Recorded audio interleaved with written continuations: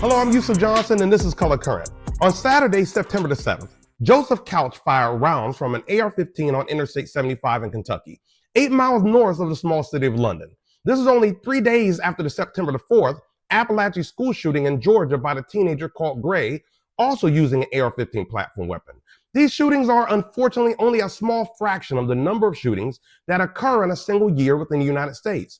It's perfectly reasonable to say, no matter your position on gun regulations, that this is an unacceptable amount of domestic violence and it needs to be properly addressed. So, how do we do that? As Americans, the obvious choice is to put it to a vote. The problem is, whenever anyone tries to suggest taking meaningful action against possession of high-powered military-grade firearms for civilians, the process deteriorates into a hateful fight over the meaning of the Second Amendment. But what is lost in a multitude of the arguments made on either side of the fight, folks are very selective about when they feel outraged regarding restrictions on weapons. In fact, for all of the people who are completely afraid of restrictions on weapons like assault weapons, such as restrictions on their magazine sizes, the weapons lobbyists are oddly silent when it comes to weapon systems that are heavily restricted currently. By the way, that list is possibly as long as the list of weapons that are permitted. Let's say, for example, you wanted to own a rocket-propelled grenade launcher. Absolutely not. Or what about a squad automatic weapon? Brother, not today. Or what if you wanted a landmine, hand grenade, or a claymore mine? Think again. What about an A1 Abrams tank? That gets a big no. Okay, then, an M121 carrier-mounted mortar system, something to attach to the car in case you have a mob of scary migrants trying to kill you? Not going to happen. Fine. Then can I have an M44, M52, M55, or M108 howitzer? No, no, and no. Okay, well then the M65 atomic cannon, 280 millimeter, it's a collector's item in your crazy Armageddon dreams. This is just a small list of what you are restricted to buy. The list covers everything, including bazookas, the M60s, and yet where are the protesters? Where are the armies of angry Second Amendment absolutists saying you will only remove my Madus from my cold dead hands? If it is perfectly acceptable to restrict thousands of weapons of war, then why are the folks acting as though the assault rifle is the great citadel of Second Amendment hope, rather than getting outraged about restrictions on their right to chuck grenades at their neighbors? On the other side of the political aisle, far too often, folks on the left make proposals that are weak. They will say things like, let's ban the AR-15, as if someone could not shoot up a school with an SKS Sporter with a 30-round magazine.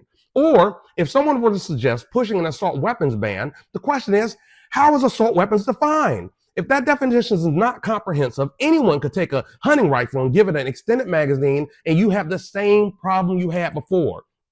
I love to shoot guns, but I do believe in reasonable gun control. So that being said, I'm going to give you what I believe is a comprehensive plan that will help to fix our gun problem. First, let's reduce the capacity of rifle magazines to 5 rounds and handgun magazines to 6. If you need more than 5 rounds to kill a deer, then that deer came from Krypton and you aren't going to be able to eat it anyway.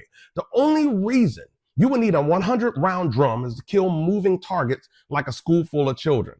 I believe it would be reasonable to give a 1-year time frame for all citizens currently possessing a high-capacity magazine to turn that magazine in.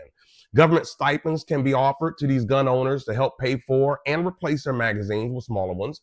And after a year, if you are discovered to have a weapon that is equipped with a high-capacity magazine, you will be ticketed and fined, and the gun will be confiscated.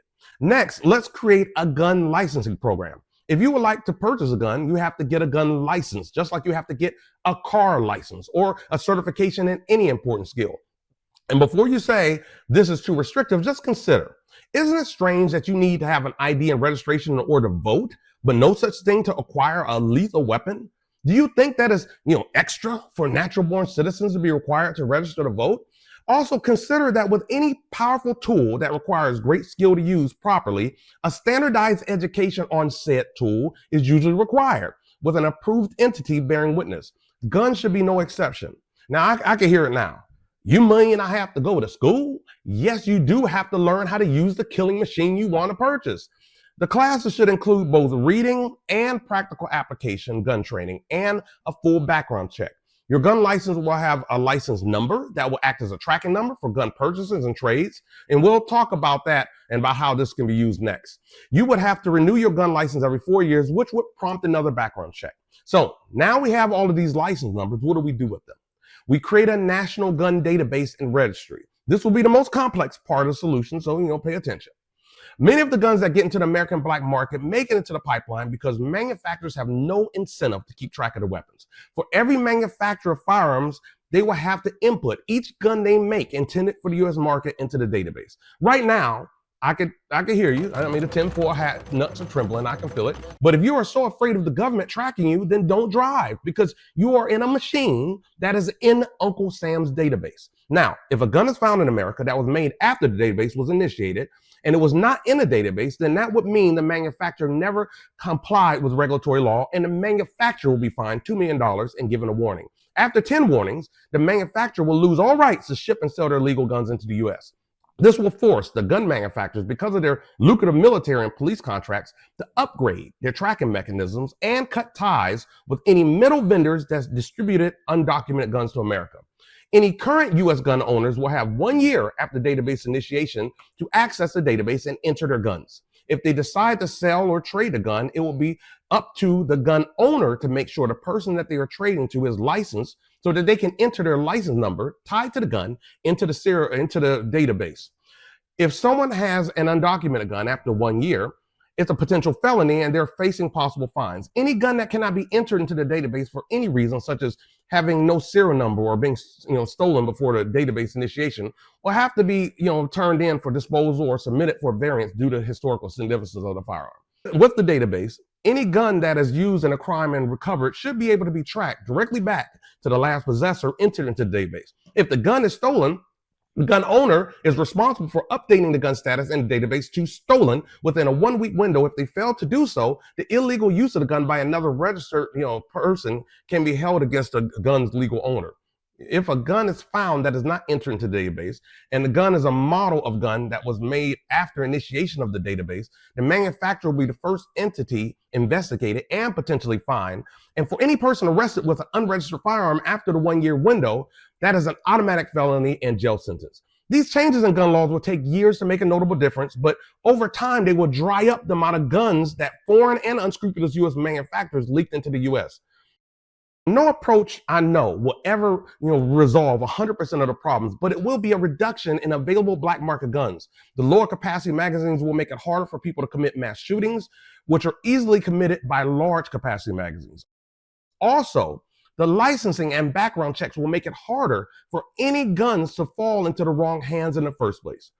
I'm sure that there will be folks who try to poke holes in this plan, but to me, the more safeguards you have in place, the safer society can be. Imagine if someone were to push back on safety measures such as removing lead from paint because there is still some other way someone can be poisoned. We would call that person unwise and say to them that every small advancement in health and safety measures is better for all. When lawn darts were hurting folks, we removed lawn darts. When Roman blinds were choking kids, we restricted how they were made. Based on how many Republicans talk today, I'm surprised that the blinds advocates didn't just yell, freedom, and continue to let their kids get strung up in their living rooms. Gun violence can be addressed civilly. If we were able to restrict thousands of weapons before assault rifles and license everything from cars to airplanes, then we can restrict and license the gun industry. It just takes courage. I want to thank you for watching my video, and remember to subscribe and hit the like button. Also, if you liked my content, please share this link so that we can make a difference.